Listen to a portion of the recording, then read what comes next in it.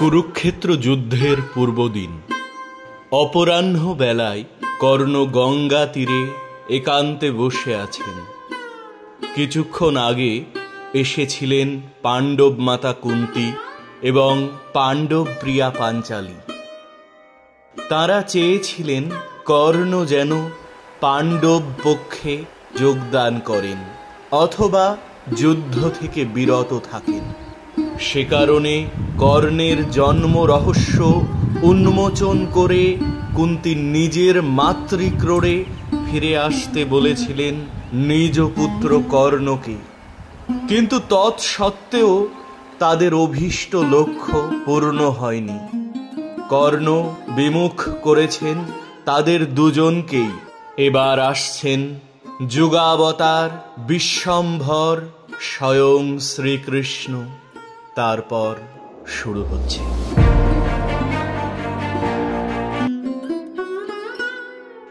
কৃষ্ণ বহুকাল পরে এসো, তোমাকে যেন ক্লান্ত দেখছি।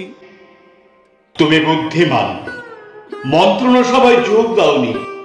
কিছু নেই মন্ত্রণার মতো ক্লান্তিকর। মত মতান্তর, বাদ প্রতিবাদ, ব্যর্থ বিচার, নিষ্ফল বিশ্লেষণ, ক্ষাত্র ধর্ম, ক্ষমা ধর্ম, অর্থ, কাম, মুখ্য, এক বিরাট পদ্ম কণ্টক বনে অন্ধের পদচারণা। আমি ক্লান্ত হয়েছি কথা শুনে শুনে, কথা বলে বলে। কিন্তু তবু আরো কিছু কথা বলতে চাই, যদি আমাকে কয়েক মুহূর্ত সময় দাও। বলো। মৃদু তীক্ষ্ণ অপ্রিয় প্রিয়, কোপান্বিত ছিদ্রান্বিত ছলনাময়, অম্ল কটু তিক্ত মধুর, প্রণয়যুক্ত বা উদ্দেশ্য প্রসূত, ভাবি গর্ভ বা অন্তঃসারহীন, তোমার যে কোনো বাক্য শুনতে আমি উৎসুক। আমার বক্তব্য আজ ঋজু, হয়তো এতক্ষণে তোমার অজানাও নেই। তাহলে তারা তোমারই দুটি, কুন্তী আর পাঞ্চালী। তাহলে আমার পরামর্শ উপেক্ষা করে তারা তোমার কাছে এসেছিলেন। আমি বলেছিলাম কর্ণকে আমি যতদূর জানি কেউ কখনো পারবে না তার স্বীয় সংকল্প থেকে এক চুল টলাতে, এক তিল হেলাতে, বা হার্দ বচনে ভোলাতে, বা ন্যায় আর অন্যায়ের অতি সূক্ষ্ম তর্কের মধ্যে তার চিত্তকে অবশ করে দিতে অকস্মাৎ। তাদের যাত্রা নিষ্ফল হবে বলেছিলাম, কিন্তু আমার পক্ষে নিষ্ফল হয়নি কৃষ্ণ। আমি দেখলাম তাদের একজন আমার অদৃষ্টা অপরিচিতা, আমার মা, আর অন্যজন আমার অস্পৃষ্টা দূরচারিণী কান্তা। দুই নারী আমি যাদের ভালোবাসতে পারতাম। কি বললেন তারা? কর্ণ, ফিরে এসো, ফিরে এসো তোমার মাতৃ হৃদয়ের সিংহাসনে। কর্ণ, যুদ্ধ করো না, আমি তোমার বন্ধু হতে চাই। আর তুমি উত্তরে? সূর্য ডুবে যান সন্ধ্যায়, প্রত্যুষে তিনি আবার নতুন। কিন্তু আমরা লুপ্ত সময়ে ফিরে যেতে পারি শুধু কল্পনায়, কখনো কোনো অপ্রস্তুত মুহূর্তে। আমার ধারণা ছিল কুন্তীর আর দ্রৌপদীর বুদ্ধি আরো তীক্ষ্ণ। শিশু চাই মাকে, কিন্তু দীর্ঘকায় মহাবাহু কর্ণের কোন কাজে লাগবেন মাতা? তরুণেরা খুঁজে বান্ধবী, কিন্তু যৌবন জীবনের চেয়েও অনিত্য। এমনকি কর্ণের পক্ষেও, পাঞ্চালীর পক্ষেও। কিন্তু আমি ফিরে পেয়েছিলাম তারুণ্য তাদের দেখে, যেন বালক নবযুবক মাতৃস্নেহ লিপ্সু, নারীর সঙ্গ কামনায় চঞ্চল। আমি তাদের কাছে কৃতজ্ঞ, তারা এসেছিলেন। তবু তোমার বিচার বুদ্ধি স্থির ছিল নিশ্চয়। কৃষ্ণ, আমার গরল পাত্র মধুর হয়ে উঠল আজ। আমি সতৃষ্ণ, বলো যুদ্ধের লগ্ন কি স্থির? আগামীকাল সূর্যোদয়ে আরম্ভ। আগামীকাল সূর্যোদয়, কিন্তু এখনো সূর্যাস্ত হয়নি। এখনো একটি রাত্রি আছে আমার, অন্ধকার নক্ষত্রময় উজ্জ্বল বিশাল এক রাত্রি। যদি কিছু ভাবতে চাই তা ভাবার জন্য, যদি দেখতে চাই কোনো অনুপস্থিত মুখশ্রী, শুনতে চাই মনে মনে কোনো কণ্ঠস্বর, বলতে চাই কিছু কথা কোন স্মৃতিকে, তার জন্য এখনো একটি রাত্রি পড়ে আছে। ক্ষত্রোচ্চিত নয় যুদ্ধের পূর্বক্ষণে এই স্মৃতিবিলাস। কৃষ্ণ, তুমি চেনো আমাকে, শুধু তোমাকেই বলতে পারি যা অন্য কাউকে বলা যায় না। মাঝে মাঝে এক ভ্রান্তি নামে আমার মনে, এক সুস্বাদু সম্মোহন পতঙ্গের গুঞ্জনের সঙ্গে মিশে, পল্লবের মর্মরের সঙ্গে মিশে। তখন মনে হয় আমিও পারতাম, হয়তো আমিও সুখী হতে পারতাম অন্য কোথাও, যুদ্ধ থেকে, রাজনীতি থেকে দূরে। আমারও মাঝে মাঝে ইচ্ছে করে যুদ্ধ ছেড়ে, রাজনীতি ছেড়ে রাখাল হয়ে বনে বনে বাঁশি বাজাই। শুনেছি পরজন্মে তাই আমার ভাগ্য লিখুন। ভাবতে ভালো লাগে বাঁশির সুর, অপরাধহীন সকাল থেকে সন্ধ্যা, দুপুর বেলায় বটের ছায়ায় তন্দ্রা। কিন্তু কিন্তু আমি তা চাই না। আমি চাই না উদ্ভিদের মতো জীবন। আমার সার্থকতা চেষ্টায়, সংগ্রামে। হলধর বলরামের সিদ্ধান্ত, তিনি থাকবেন উদাসীন, রণস্থল থেকে দূরে, কলসরা সরস্বতীর তীরে। তার স্থির কেন্দ্রে, তার শান্তির অন্তঃপুরে। ভাবতে ভালো লাগে বৈরাগ্য, নির্জনতা, দ্বন্দ্বহীন ছন্দবদ্ধ দিন, অন্তরীণ দিনের পরে দিন। কিন্তু আমি জানি আমার পথ ভিন্ন, আমি অপ্রিয় দুঃসাধ্যের সাধক। আমিও বলি বলরামের দৃষ্টান্ত অন্যদের অনুকরণযোগ্য নয়। তিনি নিষ্ক্রিয় রইলেন বলে কুরুক্ষেত্র কি প্লাবিত হবে না রক্তে? কখনো কোনো রাখালের বাঁশির সুরে কোন অস্ত্রের গতি কি রুদ্ধ হয়েছে? যার নিবারণ সম্ভব হলো না, তাতে অংশগ্রহণই কর্তব্য। কর্ণ, আমি তোমাকে শ্রদ্ধা জানাই, কেননা সব বুঝেও, সব সত্ত্বেও, কুন্তির আবেদন, পাঞ্চালীর প্ররোচনা সত্ত্বেও তোমার চরিত্র থেকে স্খলিত হওনি তুমি। আছো তোমার নিজত্ব নিয়ে অবিকল। অর্থ কি তুমি ভেবে দেখেছ? এই যুদ্ধ আমার বহু কালের প্রতীক্ষিত, প্রত্যাশিত। সে অর্থ দেবে আমাকে, আমার অস্তিত্বকে, আর বিনিময়ে নেবে আমার চরম চেষ্টা, অন্তিম উদ্যম, আমার সব অব্যবহৃত আবেগ।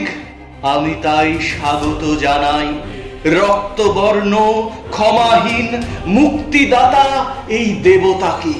তোমার উক্তিতে আমি শুনতে পেলাম সদ্যজাত ক্ষত্রিয়ের কণ্ঠস্বর, কিন্তু আমার মনে পূর্ণ এক চিন্তা। মনে হচ্ছে তুমি উৎসাহিত নও যুদ্ধে, উৎসাহিত নও পাপীরা শাস্তি পাবে বলে, ধর্মের জয় হবে বলে। যে দেখো কর্ণ, দৃষ্টিপাত করো চারিদিকে। মঙ্গল মাস অগ্রহায়ণ, শীত নেই, গ্রীষ্ম নেই, ঋতু প্রসন্ন, সুখস্পর্শে বায়ু, শস্যপূর্ণ বসুন্ধরা, সোনালী ধানে সোনালী রোদ বিশ্রান্ত, বৃক্ষ ফলবান, জল সাধু, পশুরা পরিপুষ্ট, ঘরে ঘরে নবান্ন ভোজের আয়োজন। কিন্তু অগ্নিবাণে দগ্ধ হবে শুদ্ধ, ভস্মীভূত হবে গ্রাম, সর্পবাণে বিষাক্ত হবে বায়ু, বামনাস্ত্রে অবিল হবে জল, ব্রহ্মাস্ত্রে গর্ভের শিশু হবে নিহত। কর্ণ, এই কি তোমার অভিপ্রেত? আমার অভিপ্রেত কিছু নেই, শুধু কর্তব্য আছে। যুদ্ধ দুই পক্ষে, তার আরতি সর্বজনীন। কিন্তু এক পক্ষ অত্যন্ত বেশি প্রবল হলে তা দীর্ঘায়িত হতে পারে না। সবচেয়ে ভীষণ সেই যুদ্ধ যেখানে দুপক্ষেরই শক্তি প্রায় সমান, যেমন পাণ্ডবেরা আর কর্ণ সমেত কৌরব। অর্থাৎ আমাকে পাণ্ডব পক্ষে যোগ দিতে হবে। কুটিল কপট চতুর কৃষ্ণ, তুমিও এই উদ্দেশ্য নিয়ে এসেছ। আমার উদ্দেশ্য মানুষের কল্যাণ। কর্ণ, তুমি কি দেখছো না কুরুবংশের এই গৃহ বিবাদ আজ বিস্তীর্ণ হলো পৃথিবীতে, চীন যবন বাল্লিক রাজ্যের সীমানা পর্যন্ত। সব নদী যেমন সমুদ্রে মেশে, তেমনি তেমনি সর্বদেশের সৈন্য দল মিলিত হলো এই ব্রহ্মাবর্তে কুরুক্ষেত্রে। আর তারপর হয়তো মন্দ্র দেশে হাহাকার, মৎস্য দেশে দুর্ভিক্ষ, সুদূর কম্বোজপুরে রাষ্ট্র বিপ্লব, চেতিরাজ যুবকহীন সিন্ধু রাজ্যে সদবা নেই, ভারতবর্ষ বিধ্বস্ত। এই কি তুমি চাও কর্ণ? তুমি দয়াবান, লোকেরা যাকে দাতা বলে জানে। আমি চাই বা না চাই কি এসে যায়? এই ধ্বংসের জন্য দায়িত্ব কি আমার? আমি কি কোনো মিত্র খুঁজেছি, সংগ্রহ করেছি সৈন্য সামন্ত? আমি কি তোমার প্রার্থী হয়ে দ্বারকায় গিয়েছিলাম? বা যদি গিয়ে থাকি তা একান্ত ভাবে আমারই জন্য, অন্য কারো সঙ্গে তার সম্পর্ক নেই। আছে কর্ণ, অনেকের ভাগ্য জড়িত আজ তোমার সঙ্গে। কেননা পাণ্ডব পক্ষে তুমি যুক্ত হলে পলকপাতে মীমাংসা হবে যুদ্ধের। আর দুর্যোধন জয় অসম্ভব বুঝে নিজেই চাইবে সন্ধি। তাই করো কর্ণ, তাই করো, ক্ষণস্থায়ী করো যুদ্ধকে, ত্বরান্বিত করো শান্তি। পারি না কৃষ্ণ, জয়ী পক্ষে যোগ দিতে আমি পারি না। তুমি তো জানো পরাজয় আমার চিরকালের সঙ্গী, আর পরাজয়ের স্বাদ তীব্র। পাণ্ডবেরা বনবাসেও জয়ী, কুন্তী তাদের মাতা। পাণ্ডবেরা নিঃস্ব হয়েও জয়ী, পাঞ্চালী তাদের সাম্রাজ্য। কিন্তু জয়ীরা তাদের প্রাক্তন জয় ভুলে যান বা লজ্জিত হন তার তুচ্ছতা ভেবে কালক্রমে। পরাজয় কেউ ভোলে না। তিক্ত সেই উন্মাদনা, বিস্মৃতিহীন চিত্তদাহ, তৃপ্তি নেই, এখনো আমার তৃপ্তি নেই। কর্ণ, আমি জানি তুমি নির্লোভ, তুমি ত্যাগী। পৃথিবীর প্রভুত্ব তুমি ফিরিয়ে দিলে, উপেক্ষা করলে বংশ পরিচয়। আর তাই বলি, কুন্তী তোমার জননী বলে নয়, কোনো জ্ঞাতিত্ববোধের অন্ধ নির্দেশে নয়, কিন্তু মানুষের মঙ্গলের জন্য, নিখিলের দুঃখ লাঘবের জন্য। তুমি কি আজ নম্য হতে পারো না? পারো না তোমার শরত্ব শাখায় ফিরে যেতে? ভুলতে পারো না তোমার আত্মাভিমান? আত্মাভিমান, আত্মাভিমান ছাড়া কি আছে আমার? অসংখ্যের দুঃখ বা সুখ তাও বিবেচ্য নয়। আমি প্রার্থনা করি সুখ, আয়ু, শান্তি অসংখ্যের জন্য, কিন্তু ইচ্ছুক নও তার সম্পাদনায়। আমার যুদ্ধ আমার নিজস্ব, আমার ব্যক্তিগত। কার সঙ্গে, কিসের জন্য, কোন আকর্ষণে? আমি চাই অর্জুনের সঙ্গে দ্বন্দ্ব যুদ্ধ, আর কিছু নয়। এখনো চাও? অর্জুনকে ভাই বলে জেনেও সব হত্যায় ভ্রাতৃহত্যা। কিন্তু যেখানে হত হন্তা একই গর্ভের সন্তান, সেখানে রক্তে জাগে না বিদ্রোহ? বিদ্রোহ না উল্লাস? কেউ জানে না কৃষ্ণ, আমি ছাড়া কেউ জানে না কাকে বলে রক্তের টান, সুদূর সম্বন্ধ। বহুকাল ধরে অন্ধভাবে, অজ্ঞানভাবে আমি চেয়েছি স্পর্শ করতে, আলিঙ্গনে জড়াতে, কুন্তীর স্তনে পুষ্ট, পাঞ্চালীর চুম্বনে উৎফুল্ল অর্জুনকে। আমি দেখছি তোমার হৃদয় নিখণ্ডিত। এক অংশ চায় ভালোবাসতে, অন্য অংশ শত্রুতায় বদ্ধমূল। শত্রুতা? কে বলে শত্রুতা? প্রেম কৃষ্ণ, তীব্রতম প্রেম, ঘনিষ্ঠতম ভ্রাতৃত্ব, নিবিড়তম মিলন। ছিন্ন ত্বক, দীর্ণ মাংস, শোণিত স্রাব, স্বেদ, কম্পন, মূর্ছা, যন্ত্রণা, আনন্দ, হত্যার তুরি আনন্দে মিলন। আমার বন্দি বাসনা মুক্ত, আমার রুদ্ধ আবেগ তৃপ্ত, আমার নিভৃত স্বপ্ন সফল। আর তারপর সমাপ্তি, শান্তি, নির্বাপন। হয় অর্জুনের, নয় কর্ণের। অর্জুনের নয়, কর্ণের। কে জানি, অর্জুন আর কর্ণ যখন প্রতিদ্বন্দ্বী, কে বলতে পারে ফলাফল? তুমি কি অর্জুনের সারথিকে বিস্মৃত হলে? তুমি কি বিস্মৃত হলে তোমার প্রতিজ্ঞা কখনো অস্ত্র হাতে নেবে না? আমি যোদ্ধা নই কর্ণ, আমি ঘটক মাত্র।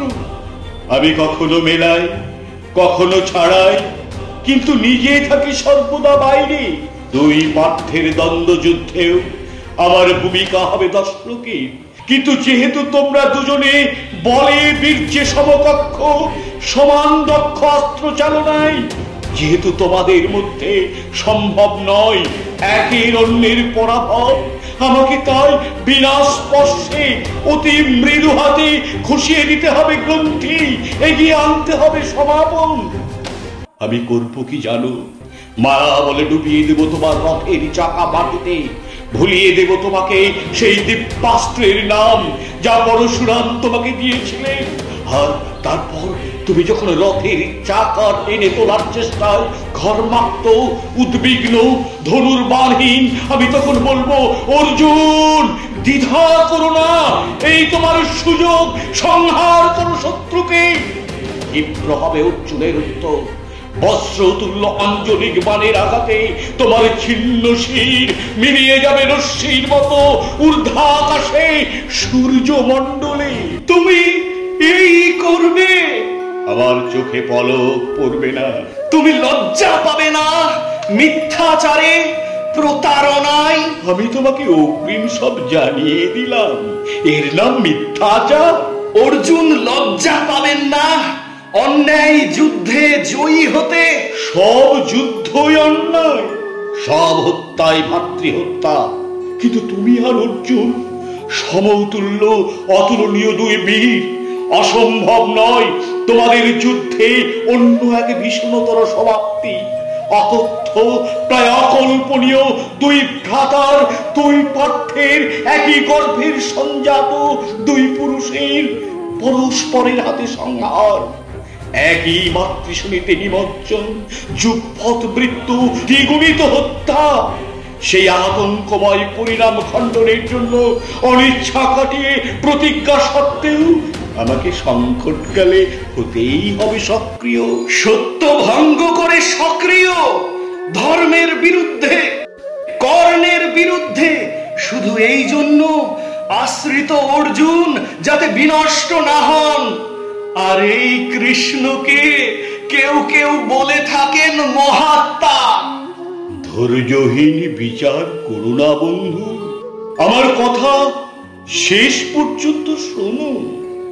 অর্জুন আমার আশ্রিত হতে পারে, কিন্তু তুমি আজ নির্বাচিত। আমি রচনা করেছি তোমার জন্য এক উপহার, তোমারই মতো বীরের যা যোগ্য, আর যার যোগ্য তুমি ছাড়া অন্য কেউ নেই। শ্রেষ্ঠ কীর্তি, সর্বশেষ সাফল্য, এক অন্তিম অন্তহীন অভিনন্দন, এক মৃত্যু যাতে হতে হবে সর্বযুগ, এক অমরতা দিনে দিনে উজ্জ্বলতর। কিন্তু তুমি যদি গ্রহণ করতে না চাও, তবে বলো কর্ণ, তুমি কি ভেবে দেখবে আর একবার? আমি বহু দূর এগিয়ে এসেছি কৃষ্ণ, আর ফিরতে পারি না। কেউ ফিরতে পারে না। অর্জুন, তুমি, অন্য সব যোদ্ধারা কেউ না, সকলেই বাধ্য, আমিও তাই। সূর্যাস্তের বিলম্ব নেই, বিদায়ের সময় হলো কর্ণ। কৃষ্ণ, আমার ক্ষণিক আত্মবিস্মৃতি ক্ষমা করু। জানি, আমিও জানি, সব এক অলঙ্ঘ সূত্রে গাঁথা হয়ে আছে। আছে এক অদৃশ্য অক্ষয় মহাবট, যার ডালে ডালে পক্ক হয়ে ফলে ওঠে অসংখ্য কার্য কারণের একটি মাত্র পরিণাম। অসংখ্য জিজ্ঞাসার পরে একটি মাত্র উত্তর। সেই মহাবৃক্ষের কোনো একটি শাখায় এবার দুলবে রক্তিম একটি ফলের মতো আমার মৃত্যু। কৃষ্ণ, আমাকে একটি প্রিয় কথা শোনালে তুমি।